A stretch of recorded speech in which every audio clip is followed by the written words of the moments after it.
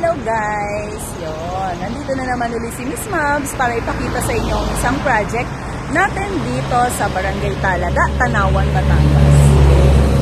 Isa ka bang minimum wage earner na kumikita lang ng 15 to 16 per month? 15 to 16,000 per month. Ayan, meron tayong project dito sa Barangay Talaga, Tanawan City, Batangas. 3 years turnover, ito po ay naka-pre-selling stage po. So, ito po ay nagre-rate lang ng 5,000 reservation fee, 5,000 monthly equity, and 5,000 pag-ibig.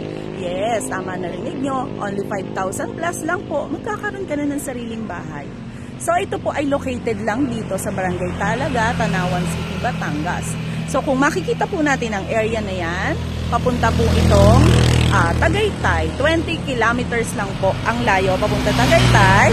And dito naman po sa area na to is papunta pong Tanawan exit. So, around 3 to 4 kilometers lang po. Nasa Tanawan exit na po tayo. So, napakalapit lang and along the highway po ang ating location.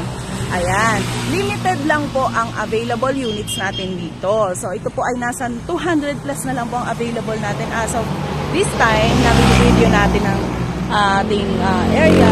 Ngayon po ay September 18. Yan. So, ito na po yung progress. So, nilaland development na po siya.